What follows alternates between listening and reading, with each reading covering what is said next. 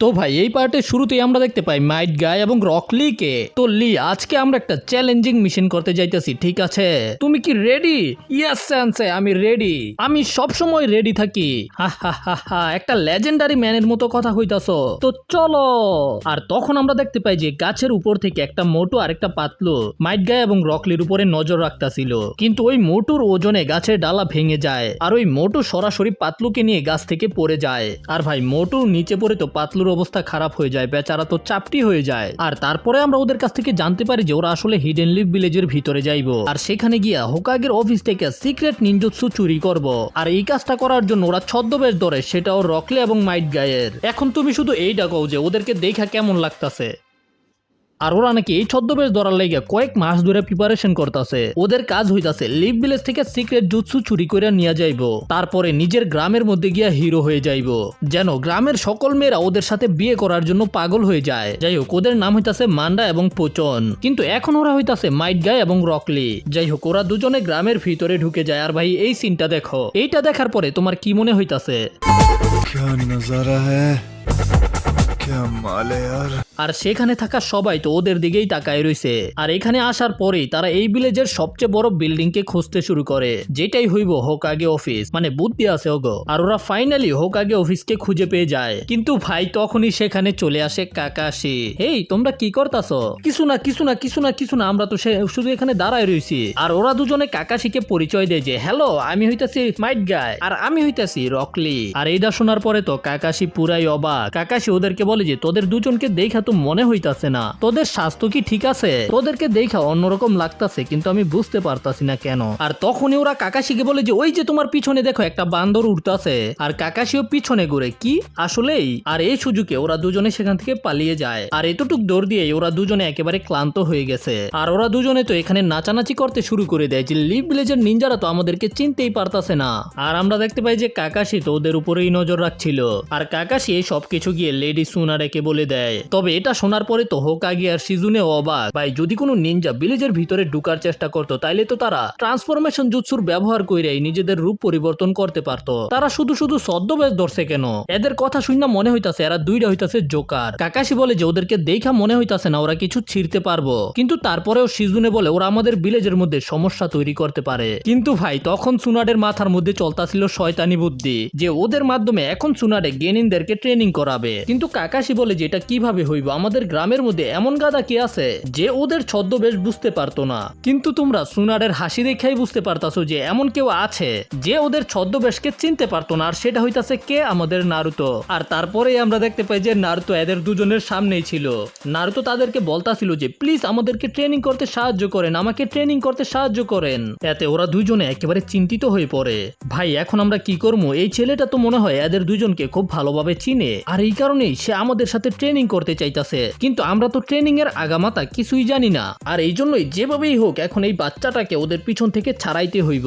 তো এই জন্য ওরা নারুতোকে সরি বলে দেয়। আনসার হইতাছে না, কারণ হইতাছে আমাদের ট্রেনিং অনেক বেশি ডেঞ্জারাস এবং সিরিয়াস। তাছাড়া এটা আমাদের দুজনের মধ্যেই সিক্রেট। আর সিক্রেটের কথা শুনে তো নারুতো আরো বেশি এক্সাইটেড হয়ে যায়। আলট্রা সিক্রেট, প্লিজ আমাকে ট্রেনিং করান, আমি কাউকে বলবো না, প্লিজ প্লিজ প্লিজ। কিন্তু ওরা দুজনে বলে দেয় যে না না না। আর ঠিক তখনই নারুতো শ্যাডো ক্লোন জুৎসুর ব্যবহার করে ফেলে, আর তারপরে ব্যবহার করে নিজের এজ জুৎসু। আর নারুতোর এই জুৎসু দেখার পরে তো ওদের দুজনের মাথা খারাপ হয়ে যায়। ভাই ও সেন্সে প্লিজ বলেন ইয়েস। আর তখন ওরা দুজনের রাজি হয়ে যায়, শিওর আমরা তোমাদের সাথে ট্রেনিং করব। কিন্তু ভাই এর পরের মুহূর্তে ওরা বুঝতে পারে যে ওরা তো কল্পনা থেকে বের হয়ে আইছে, এখন ওদেরকে কাজ করতে হইব। আর এই জন্য নারুতো ওদেরকে নিয়ে যেতে শুরু করে। আর যখন ওরা যাইতাছিল তখনই সেখানে টেন চলে আসে। তবে প্রথম মনে হয় যে টেন ওদেরকে চিনতে পারে না, কিন্তু আমার মনে হইতাছে যে সুনাডে টেনকে পাঠাইছে ওদের সাথে মজা করার জন্য। আর টেন এখানে আসার পরে বলে যে আজকে না আপনার কথা ছিল ওই ফার্মারকে সাহায্য করার, আপনারা কি ভুলে গেছেন নাকি? চলেন এখন যাইতে হইব। তো টেন ওদের দুজনকে টাইনা নিয়ে যাইতে শুরু করে। আর নারুতো তাদের পিছনে পিছনেই যায়। নারুতো তো এখনো মনে করতেছে যে গাই সেন্সে ওকে ট্রেনিং করাবে, আর টেনটেন ওদেরকে এখানে এনে দান লাগানোর কাজে লাগিয়ে দেয়, সেটাও অনেক বড় জমির মধ্যে। আর ভাই এই খালি জমিন দেখার পরে তো নারুতোর মাথায় ঘুরে যায়। আর নকল গাই সেন্স এবং রকলি তো ওদের অবস্থা তো খারাপ ভাই, আমি কি কমু কও। আর টেনটেন তখন আরো বেশি মশলা দিতে শুরু করে। তারপরে টেনটেন সেখান থেকে চলে যায়। আর ভাই সাহ তারপরে তাদের সাথে সাথে নারুতো এখানে ধান লাগাইতে শুরু করে। আর নারুতোর মনে হইতাছে যে এটা আসলে গাই সেন্সের একটা ট্রেনিং এর পার্ট। এই জন্য নারুতো বলে যে ও আমি এতক্ষণে বুঝতে পারছি, আমি তো সারাদিন এই কাজটা করতে পারবো। কিন্তু ভাই এতে তো এদের দুজনের অবস্থা খারাপ, আমরা কোন ঝামেলার মধ্যে ফাইসে গেলাম, হিরো হইতে জিরো হয়ে গেলাম। আর তারপরে ওরা জমির মধ্যে ধান লাগাইতে শুরু করে দেয়। আর পুরো জমির মধ্যে ধান লাগানোর পরে এদের দুজনের অবস্থা। আর নারুতো তো মনে করতেছে এখনো এটা একটা ট্রেনিং, কিন্তু তখন ওই মুরব্বিটা বলে যে ঠিক আছে তোমাদের এই কাজটা শেষ, চলো অন্য কাজের মধ্যে যাইবা। আর ওদেরকে নিয়ে যায় গোবরের গর্তর কাছে, যেগুলো থেকে ভয়ানক দুর্গন্ধ বাইরেইতাছিল। আমি চাই যে তোমরা আমার জমির মধ্যে এই সারকে ছিটিয়ে দাও। আর কি করব, ওদের দুজনকে এই কাজটাও করতে হয়। আর নারুতো তো ট্রেনিং মনে করে এখন এটা করতাছিল। তখন নারুতো ওদেরকে জিজ্ঞাসা করে কি হয়েছে, আপনারা হাঁটতে পারতাছেন না কেন, এদিক ওদিকে ঢুলতাছেন কেন? তবে নকল মাইট গায় বলে যে আরে এটা তো হইতাছে আমাদের ট্রেনিং, আমরা ডজ করার ট্রেনিং করতাছি। আর এটা শোনার পরে নারুতো ওদেরকে কপি করতে শুরু করে ভাই সাহ। আর এমন করতে করতে নারুতো কি করে, নারুতো গোবরের বালতি ওদের উপরেই ঢেলে দেয়। আর এখন কোনোভাবে ওরা কাজটা শেষ করে নিজেদেরকে ওয়াশ করে। ওরা চিন্তা করে যে এখন একটু রেস্ট করব, তারপরে এই বাচ্চাটা থেকে পিছন ছুটিয়ে ফেলবো। কিন্তু ভাই সাহ তখনই সেখানে সাকুরা চলে আসে। সাকুরা এখানে মাইট গায়ের সাথে দেখা করতে আইছে, কিন্তু নারুতোকে এখানে দেখে সাকুরাও একটু অবাক। নারুতো বলে যে আরে আমি এখানে আইছি গাই সেন্সে থেকে ট্রেনিং নেওয়ার জন্য। আর এটা শোনার পরে সাকুরার চেহারার রিয়েকশন পরিবর্তন হয়ে যায়, কিন্তু সাকুরা খুব কিউট ভাবে ওদেরকে বলে যে আমি আপনাদের কাছ থেকে একটা সাহায্য চাই। আর সাকুরা ওদেরকে বলে যে প্লিজ আমার কাপড়গুলো ওইদিকে উড়ে চলে গেছে, আপনারা এনে দিবেন। তখন ওরা দুজনেই না করতে চায়, কিন্তু সাকুরা তখন কিউট ভাবে বলতে শুরু করে প্লিজ আপনি কি আমাকে সাহায্য করতে পারবেন না গাই সেন্সে? তখন নারুতো বলতে আসে যে সাকুরা আমি তোমাকে সাহায্য করতে পারবো, কিন্তু সাকুরা ওকে চুপ করিয়ে দেয়। গাই সেন্সে আপনি এটা আমার জন্য করবেন তাই না? আর তখন তাকে রাজি হতেই হয়। আর তারপরে আমরা দেখতে পাই যে সাকুরা ওদের দুজনকে অনেক বড় একটা পাহাড়ের সামনে নিয়ে আসে, যেটা দেখার পরে তো ওদের চোখ চেহারা থেকে বের হয়ে চলে আসে। আর তার উপরে সাকুরা তাদেরকে ভয় দেখায় যে এখান থেকে পড়লে মানুষ আর বাঁচে না। সাকুরা বলে যে ওই যে উপরে আমার কাপড়টা দেখতে পাইতেছেন, প্লিজ আইনা দেন না। আর তখন সে আবারও নিষেধ করতে চায়। তখন নারুতো বলে যে আরে গাই সেন্সে এটা তো আপনার জন্য একেবারে ইজি তাই না? আর তখন সাকুরাও তেল মারতে শুরু করে দেয়, আপনার মতো অসাম নিনজা আমি আর জীবনে দেখি নাই, প্লিজ এনে দেন না। এই আপনারা কি এনে দিতেন না নাকি? আর তখন ভয়েই ওরা দুজনে হ্যাঁ বলে দেয়। হ্যাঁ তো বলে দিছে, কিন্তু এখন উঠতে গান ফাইটটা যাইতাছে গা, ভাই আমরা মরমু আমরা মরমু আমরা মরমু। কিন্তু নারুতো তো হাইটা হাইটা যাইতাছে। নারুতো ওদেরকে জিজ্ঞাসা করে এখানে কি হইতাছে, আপনারা চাকরা কন্ট্রোলের ব্যবহার করতেছেন না কেন? কিন্তু এখন ওরা করবো কি, এটাকে ওরা ট্রেনিং বলে দেয়। আর তখন নারুতো এটাকে ট্রেনিং মনে করে ওদেরকে কপি করতে শুরু করে দেয়। তবে ভাই নারুতো উপরে যাওয়ার সময় ওদের উপরে পাথর ফেলতে শুরু করে। আর ভাই এতে তো ওদের অবস্থা আরো বেশি খারাপ হয়ে যায়। এখন যাই হোক কোনোভাবে ওরা কাপড়টার একেবারে কাছাকাছি চলে আসে, কিন্তু যখন নিচে তাকায় তখন কলজা হাতে চলে আসে। কোনোভাবে কষ্ট মষ্ট করে ওরা দুজনে কাপড়টাকে হাতে নেয়, কিন্তু ভাই সাহ তখনই বাতাস আসে, আর বাতাসে ওদের দুজনকেই উড়িয়ে নিয়ে চলে যায়। পুশি ব্রো গাই সেন্সে। আর ভাই ওরা দুজনেই উড়তে উড়তে একেবারে জঙ্গলের মাঝখানে গিয়ে পড়ে। কিন্তু নারুতো তো এখন ওদের পিছন ছাড়ে না, এটা তো একেবারে অসাম ছিল সেন্সে, আমি তো একেবারে ইমপ্রেস হয়ে গেছি। কিন্তু ভাই এইবার সেখানে ফাইনালি লেডি সুনারে চলে আসে। ও আমি তো তোমাদের দুজনকেই খুঁজতাছিলাম, আমার একটা সাহায্যের দরকার, আমার ফ্রেন্ড অসুস্থ, তোমাদের তাকে সাহায্য করতে হবে। আর সেখানে সুনারে লিটারালি কাৎসুয়াকে সামান করে রেখেছিল। আর নারুতো এক্সাইটেড, এটা কি পারবি সেন্সের বড় বড়? হ্যাঁ নারুতো সেটার মতোই। তারপরে সুনারে নকল গাইসেন্স এবং রকলিকে বলে যে কাৎসুয়োর পুরো বডিকে পরিষ্কার করতে। কাৎসুয়ে বলে যে আমি সরি তোমাদেরকে এত বেশি কাজ দেওয়ার জন্য। আর তার কাশিতে পুরো আশেপাশের জমিন কাঁপতে শুরু করে দেয়। আর ভাই এটা দেখার পরে ওদের দুজনের অবস্থা আরো বেশি খারাপ হয়ে যায়। ভাই এখন আমরা কি করবো, আমাদেরকে কে বাঁচাইবো? তখন সুনারে জিজ্ঞাসা করে যে তোরা দুজনে কি করতাছস? আর তখন সুনারে ওদের দুজনকে নিজের একটু শক্তিও দেখায়। সুনারে ওদের দুজনকে বলে যে আমার বিশ্বাস হইতাছে না তোমরা দুজনে হোকাগের অর্ডারকে মানবে না। আর ভাই এটা শোনার পরে তোরা দুজনে আরো বেশি প্যাচের মধ্যে পড়া যায়, এটা হইতাছে হোকাগে, তো এখন ওদের দুজনকে যেভাবেই হোক কাজ করতেই হবে। আর ভাই এখানে আমরা দেখতে পাই যে কাৎসুয়াও খুব ভালো অভিনয় করতাছিল। তো ওরা দুজনে প্ল্যান করে যে কাৎসুয়ার কপালের মধ্যে একটা ভিজা তোয়ালে দেওয়ার জন্য, যেন কাৎসুয়ার জ্বর কমে যায়। কিন্তু কাৎসুয়া যে বড় এই কারণে ওদের দুজনকে উঠতে হবে ল্যাডার দিয়ে। কিন্তু ভাই কাৎসুয়া তখন হাঁচি দেওয়ার বাহানা করে ওদের উপরে ছেড়ে দেয় নিজের এসিড। নারুতো তো এটা দেখার পরেই সেখান থেকে পালিয়ে যায়। যায়, কিন্তু যেখানেই কাৎসুয়ার অ্যাসিড পড়ে সেখানের গাছপালা একেবারে গলে কালা কালা হয়ে যায়। আর যখন ওরা দুইজন এটা দেখে ওদের প্রাণ পাখি তো ওদের বডি ছেড়েই চলে যেতে চায়, কিন্তু তখন কাৎসুয়া বারবার অ্যাসিড মারতে শুরু করে। তখন নারুতো বলে যে গাই সেন্সে কি করতেছেন আপনি সেখানে বসে থেকে, চলে আসেন এখানে। কিন্তু তখনও এরা দুজন বাহানা দেয় যে এটা হইতাছে ট্রেনিং। আর ভাই নারুতো তো এটাই মেনে নেয় যে এটাও হইতাছে ট্রেনিং। আর নারুতো এটাও প্রশংসা করে যে দেখো রকলির পাছার কাপড় গলে গেছে, কিন্তু তারপরেও রকলি ট্রেনিং করতেছে। আমি তো মনে করছিলাম শুধু আমি একাই অনেক কঠিন ভাবে ট্রেনিং করি, আর এই জন্য নারুতো ওদের সাথে ট্রেনিং করতে চলে যায়। নারুতো তো সরাসরি কাৎসুয়ার দিকে যেতে শুরু করে যেন কাৎসুয়া নারুতোর দিকে অ্যাসিড মারে, কিন্তু নারুতোকে দেখার পরে কাৎসুয়া নিজের বডিকে ছোট ছোট টুকরাতে ভাগ করতে শুরু করে দেয়। আর যখন কাৎসুয়ার ছোট ছোট পার্টগুলো নিচের দিকে পড়ে তখন তো পুরো জঙ্গল কেঁপে ওঠে। আর তার পরের সিনে আমরা দেখতে পাই যে ওরা দুজনে গ্রাম থেকে বের হয়ে আইতাছে। ভাই এই গ্রামটা তো একটা জাহান্নাম, আমরা কি জাহান্নামের ভিতরে ঢুকে গেছিলাম নাকি? হ্যাঁ ভাই, আমার মনে হইতাছে আমি আর এক সেকেন্ড এই গ্রামের ভিতরে থাকতে পারতাম না। এই জন্যই ওরা দুজনে হার মেনে নেয়। কিন্তু ভাই ঠিক ওই মুহূর্তেই সেখানে চলে আসে আমাদের আসল গাইসেন্স এবং রকলি। গাইসেন্সে তো এটা দেখে একেবারে অবাক। এখনই বল যে তোরা কি করতাছস, আর তুই কেন আমার রকলিয়ের মতো পোশাক পইরা রাখছস? আর তখনই ওরা দুজনে একেবারে বিরক্ত হয়ে সবকিছু ফেলে দেয় আর দুজনে মিলে নিজেদের সুপার স্পিড হাইপার অ্যাটাক করতে শুরু করে। আর এটা দেখে রকলি এবং মাইট গায়ের মনে হয় যে ওদের উপরে আক্রমণ করা হইতাছে, আর এই কারণে তারা দুজনেও নিজেদের নতুন টেকনিকের ব্যবহার করে যেটার নাম হইতাছে ডাবল ডাইনামিক এন্ট্রি। আর ওদের দুজনকে একেবারে আকাশের দিকে উড়িয়ে দেয়। আর তখন ওরা দুজনে প্রতিজ্ঞা করে যে ওরা জীবনেও আর লিভ ভিলেজের মধ্যে আইতো না। আর তখন আমরা দেখতে পাই যে টেনটেন, সাকুরা, সুনাডে এবং শিজুনে দূর থেকে এদেরকেই দেখছিল। আর ভাই এগুলো দেখার পরে সুনাডে অনেক বেশি মজা পাইছে।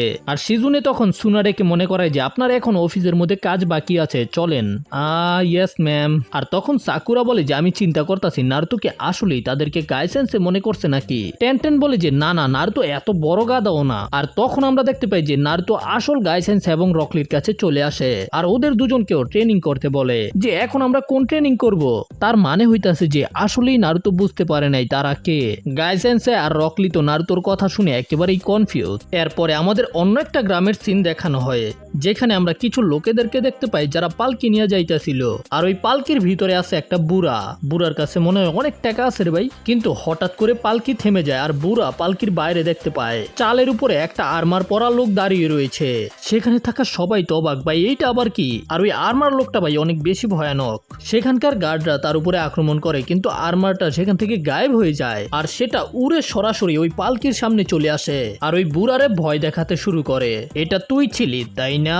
তুই তাকে মারছস? না না, আমি তো মারি নাই, আমি এই সম্পর্কে কিছুই জানি না, আমি কসম খাইতাছি। কিন্তু ভাই তারপরেই ওই আর্মারটা সেখান থেকে গায়েব হয়ে যায় আর বুড়ার প্রাণ তো প্রায় বডি থেকে বাইরে গিয়েছিল। কামড় দিয়া নিজের প্রাণকে বাঁচায় ফেলছে, এখনো মরতে চায় না। তারপরে আমাদের লিভ ভিলেজের সিন দেখানো হয় যেখানে নারুতো হোকাগের স্টোন ফেসের মধ্যে ঝুলিয়া রইছে। নারুতো একেবারে বিরক্ত হয়ে গেছে কারণ ওরে কোনো ইম্পর্টেন্ট মিশন দেওয়া হইতাছে না। আর হোকাগে অফিসের মধ্যে আমরা কাকাশিকে দেখতে পাই যেখানে তাদের কাছে ল্যান্ড অফ বার্ড থেকে একটা মিশনের রিকোয়েস্ট আইছে। কাকাশি তো অবাক কারণ ল্যান্ড অফ বার্ডস অনেক দূরে আর এদের কাছে কিন্তু ওই মিশনটাই আইছে, ওই ভূতের মিশনটা একটু আগে আমরা যেটা দেখছি। তারা চায় আমরা সেখানে গিয়ে একটা ভূতকে ধরি। এটা আবার কেমন আজব মিশন। আমি ওই লোকটাকে বলেছিলাম এটা অনেক দূরে কিন্তু সে মানতে চায়নি। আর তখন আমাদের ফ্ল্যাশব্যাক দেখানো হয় যেখানে সুনার একটা লোকের সামনে ছিল যে লোকটা এখানে মিশন দেওয়ার জন্য আইছে, কিন্তু সে যে পরিমাণ টাকা দিছে এটাই মিশনের জন্য যথেষ্ট না, যেটা তোমরা সুনাডের চেহারার রিয়াকশন দেখেই বুঝতে পারতাছো। আর তখনই লোকটা নিজের জামা খুলে ফেলে আর বলে যে এখন আমাকে আলটিমেট স্যাক্রিফাইস করতে হবে। ভাই ওই কি করতে চায়? সুনাডে না ওরে এক ঘুষি দিয়ে খতম করে দিব, কিন্তু হয়তো নিজের পেটে নিজেই ঢুকাই দেয় তলোয়ার। সুনাডে তো পুরো অবাক, আরে ভাই তুই কি করতাছস? এখানে না, বাইরে গিয়ে মর। কিন্তু তখন সেখান থেকে একটা পাউচ বের হয়ে আসে যে পাউচের মধ্যে টাকা রাখা হয় আর কি। আর সে ওই পাউচের ভিতর থেকে কয়েন বের করতে শুরু করে দেয়।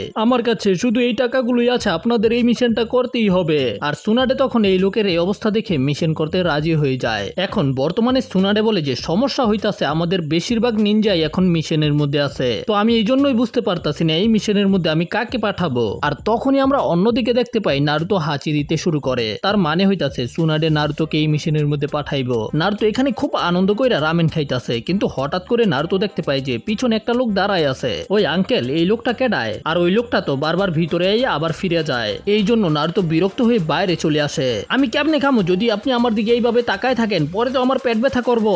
যদি আপনার খিদা লাগা থাকে তাহলে ভিতরে গিয়ে অর্ডার করে খান, কিন্তু কিন্তু এই লোকের কাছে তো কোনো টাকাই নাই, কারণ সুনাডের কাছে সব টাকা দিয়ে আইছে। কে কইছে আমার খিদা লাগছে, আমি না খাইয়ে অনেক দিন থাকতে পারি? কিন্তু ভাই সাহেব তার পেট তো ডাকতে শুরু করে দেয়। তো নারুতোই তাকে বলে যে চলেন আমি আপনারে খাওয়ামো। কিন্তু ভাই পরে গিয়া নারুতো বুঝতে পারে যে এটা তো আমার ভুল সিদ্ধান্ত ছিল, কারণ সে একাই 5-6 বাটি রামেন খেয়ে ফেলে।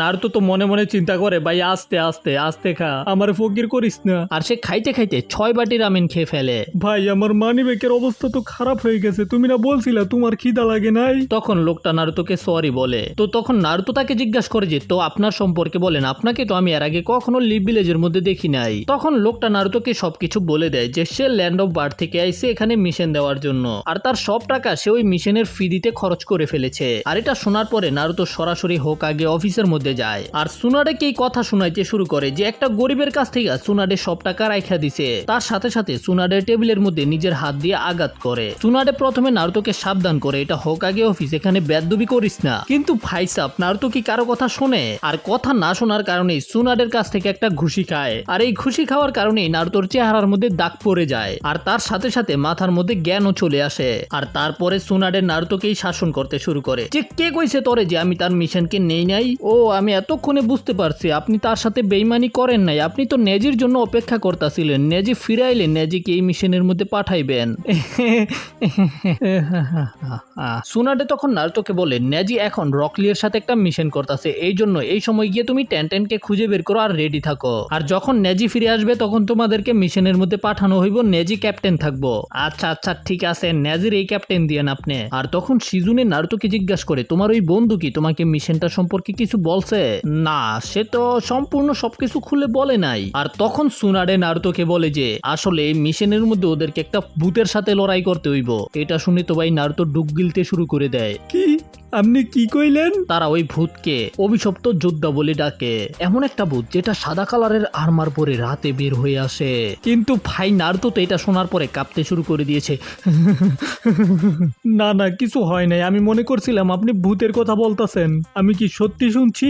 হ্যাঁ আমি তো ভূতের কথাই বলছি, তুমি কি ভয় পাইতাছো নাকি? আর তখন নারুতো ভাব ধরতে শুরু করে দেয়, না না আমি ভয় পাই নাই তো, যদি আমি ভূতকে ভয় পাই তাহলে আমি আবার কেমন নিনজা? কিন্তু ভাই সাহেব নারুতো এই কথাগুলো বলার সময় নারুতোর পা থরথর করে কাঁপতাছিল। কিন্তু তারপরেও আমি এটা চিন্তা করতেছি নিনজুৎসু কি ভূতের উপরে কাজ করব? ওয়েল ধন্যবাদ তোমাকে, কারণ হইতাছে তুমি হবে প্রথম ব্যক্তি যে এটাকে আবিষ্কার করব যে নিনজুৎসু কি ভূতের উপরে কাজ করে নাকি না। আর ভাই এটা শোনার পরে তো নারুতোর অবস্থা আরো বেশি খারাপ হয়ে যায়। ভাই আমি আবার কোন ঝামেলার মধ্যে পড়লাম? যাই হোক তারপরে আমরা দেখতে পাই যে ওদেরকে ওই মিশনের মধ্যে পাঠানো হইতাছে, আর নারুতো ওই লোকটাকে জিজ্ঞাসা করতেছে ভাই আপনি আমারে আগে কেন বললেন না যে এই মিশনের মধ্যে আমাদেরকে একটা ভূতের সাথে লড়াই করতে হইব? আচ্ছা ঠিক আছে এখন যেটা হইছে হইছেই, কিন্তু ওই ভূতরে কি কেউ আসলেই দেখছে? তো লোকটা বলে যে আমি তো দেখি নাই, কিন্তু আমার যে বস রয়েছে সে দেখেছে। আর ভাই এটা শোনার পরে তো নারুতো আরো বেশি চিন্তিত হয়ে পড়ে, আমি এখন কি করবো? যাই হোক নারুতোর টিম মানে নেজির টিম অনেক রাস্তা পার করে ল্যান্ড অফ বার্ডের দিকে যেতে শুরু করে। আর জার্নি করার সময় ওরা রাতে একটা জায়গার মধ্যে থামে। আর ভাই এই লোকটা তো একটা খাদক। টেনটেন জিজ্ঞাসা করে যে আপনি এমন চিকুন কিন্তু এতগুলো খান কিভাবে? তবে সে জবাব না দিয়ে তো খাওয়ার মধ্যেই ব্যস্ত ছিল। নারুতো তখন জিজ্ঞাসা করে আপনার লোকেরা কি আসলেই ওই ভূতে বিশ্বাস করে? তখন সে বলে যে হ্যাঁ। ভাই আমি কোন ঝামেলায় পড়লাম? ভাই ভূতের চিন্তায় তো নারুতোর ঘুম হারাম হয়ে গেছে। কিন্তু নেজি হইতাছে অনেক বেশি লজিক্যাল বান্দা। তোর নেজি ভূতের সম্পর্কে না জিজ্ঞাসা কইরা ওদের যে গ্রাম আছে সেটার ইতিহাস সম্পর্কে জিজ্ঞাসা করে। তো সে নিজেদের গ্রামের সম্পর্কে বলতে শুরু করে ব্লা ব্লা ব্লা ব্লা ব্লা। তবে যেটা ইম্পর্টেন্ট হইতাছে ওইটা হইতাছে তাদের আগের লিডার হঠাৎ করে মারা গেছে, আর তারপরে তার যে ছেলে আছে তার ক্ষমতা নেওয়ার কথা ছিল। কিন্তু সেখানে সাগি নামের একটা লোক আছে, তার মতে লিডারের যে ছেলে আছে সে এখনো বেশি ইয়াং, এই কারণে তাকে ক্ষমতা দেওয়া যাবে না। আর অনেক লোকই রয়েছে যারা তার পক্ষে ছিল, কিন্তু তাদের গ্রামের যে হাই প্রিস্ট রয়েছে সে লিডারের ছেলেকেই লিডার বানাতে বলে, কারণ ওই ছেলেটা অনেক বেশি ভালো। এই কারণে সাগিকেই লিডার বানানো হয়। কিন্তু মাত্র 6 মাস পরেই সাগির যে যমজ বোন আছে সে হঠাৎ করে মারা যায়। আর তারপর থেকে আমরা যে সাগিকে চিনতাম সে একেবারে পরিবর্তন হয়ে যায়। সে নিজের প্যালেসের মধ্যে একেবারে লুকিয়ে পড়ে, কারো সামনে আসে না। আর ঠিক ওই সময় থেকেই শহরের মধ্যে ভূত দেখা যেতে শুরু করে। আর তারপর থেকেই লোকেদের মধ্যে আলোচনা শুরু হয় যে প্রথম লিডার মারা যায়নি, তাকে খুন করা হয়েছে। আর এই ভূত হইতাছে লর্ড ওয়াশির আত্মা, যে এখানে প্রতিশোধ নেওয়ার জন্য আইছে। আর নারুতো এটা শোনার পরে বলে যে কি প্রতিশোধ নেওয়ার জন্য আইছে। তবে আমাদের যে নেজি সে তো এই কথার মধ্যে একটু বিশ্বাস করে না। আর নেজির মতে ওই যে হাই প্রিস্ট রয়েছে মোসো, তার এর পিছনে কোনো হাত থাকতে পারে। আর নারুতো এবং টেনটেনের মতে যে অ্যাডভাইজার ছিল কোমে, তারও এটার পিছনে হাত থাকতে পারে। তো এখন ওদের মধ্যে একটা কনফিউশন শুরু হয়ে যায় যে কে আসলে একটা কালপ্রিট। তারপরে আমাদের তাদের গ্রামের ওই প্যালেসের সিন দেখানো হয় যেখানে তাদের লিডার থাকে। আর এখানে আমরা দেখতে পাই যে কোমে যে অ্যাডভাইজারটা রয়েছে সে কিছু অনুভব করতে পারে। আর আমরা তার রুমের বাইরেই ওই সাদা আত্মাটাকে দেখতে পাই। সে বাতাসের মধ্যে ভেসে ভেসেই অ্যাডভাইজারের রুমের দিকে যেতে শুরু করে। আর এদিকে অ্যাডভাইজার এটা বুঝতে পারার পরে কলিজার পানি একেবারে শুকায় যায়। সে নিজের তলোয়ার নিয়ে রেডি হয়ে যায় ফাইট করার জন্য। তারপরে ওই যে হোয়াইট আর্মার রয়েছে সে দরজা খোলে। তারপরে আমরা দেখতে পাই যে নেজির টিম ওই শহরের মধ্যে চলে আইছে আর তারা সরাসরি মোসোর বাড়ির দিকে যাইতাছে। এদিকে ওই যে হোয়াইট আর্মার রয়েছে সেটা গায়েব হয়ে গেছে, এই জন্য সেখানে থাকা সব গার্ডরা সেটাকেই খুঁজছে। আর হঠাৎ করে সেটা উপর থেকে বের হয়ে আসে আর তারপরে বাতাসের মধ্যেই ব্যানিশ হয়ে যায়। আর রোমের ভিতরে আমরা দেখতে পাই যে অ্যাডভাইজার কমেও ঠিক আছে, তার কিছুই হয় নাই। আর এদিকে নেজির টিম ওই বাড়ির সামনে চলে আসে আর তারা সবার প্রথমে ওই ভূতকে আকাশে উড়তে দেখতে পায়। তার পুরো বডিটা সাদা এবং তার মাথার মধ্যে অনেক ভয়ানক একটা হেলমেট আছে। তার মানে হইতাছে এটাই হইতাছে কার্সড ওয়ারিয়ার। আর ভাই সে তো এগুলো কইতাছিল, কিন্তু নারুতো তো এদিকে কাঁপতে কাঁপতে মুতে দিছে। তারপরে ও নেজি এবং টেনটেন ওই ভূতের পিছনে যেতে শুরু করে আর নারুতোরও না চাইতে তাদের পিছনে পিছনে যেতে হয়। কিন্তু ওই ভূতের স্পিড অনেক বেশি আর সেটা একটা বাড়ির সামনে গিয়ে গায়েব হয়ে যায়, যে বাড়িটা অনেক বেশি পুরনো ছিল। নেজি তখন নিজের ব্যাকুগানের ব্যবহার করে ওই বাড়িটার ভিতরে দেখার চেষ্টা করে, কিন্তু নেজি ওই বাড়ির ভিতরে সন্দেহজনক কিছুই দেখতে পায় না। আমরা না দেখলাম তার ভিতরে যাইতে। নারুতো, আমি ব্যাকুগানের মাধ্যমে ওই বিল্ডিং এর ভিতরে জীবিত কাউকে দেখতে পাইতাছি না। কিন্তু ভাই এটা শোনার পরে তো নারুতো ভয় পেয়ে যায়। এটার মানে কি? না না, 1 মিনিট দাঁড়াও। ঠিক তখন টেনটেন একটা শব্দ শুনতে পায়, নারুতো চুপ কর। আর হঠাৎ করেই ওই বাড়িটার দরজা খুলে যায় আর সেটার ভিতর থেকে ওই আর্মার ওয়ারিয়ার বের হয়ে আসে। হ্যালো নেজি, তুমি না বলছিলে ওই বাড়ির ভিতরে কেউ নাই? আমি বলছিলাম এই বাড়ির ভিতরে কোনো জীবিত মানুষ নাই। আর তখন ওই আর্মারটা ওদের সামনে চলে আসে, যেটা নিজের চোখের মাধ্যমে ওদের দিকেই তাকিয়েছিল। দেখ ভাই, সেটা আমাদের দিকে কেমনে তাকায় রইছে। নারুতো তখন কয়েকটা শুরিকেন সেটার দিকে ছুঁড়ে মারে, যেগুলো সেটার উপরে লেগেও যায়। আর টেনটেনও নিজের আইকনিক সামানিং জুৎসুর ব্যবহার করে তারপরে অ্যাটাক করে ওই আর্মারের মাথাই কেটে ফেলে। তবে ওই আর্মারের মাথা কাটার সাথে সাথেই সেটা হাঁটতে শুরু করে দেয়। আর এটা দেখে তো নারুতো আরো বেশি ভয় পেয়ে যায় আর বলতে শুরু করে যে আমি ভূতে বিশ্বাস করি না, আমি ভূতে বিশ্বাস করি না, আমি ভূতে বিশ্বাস করি না।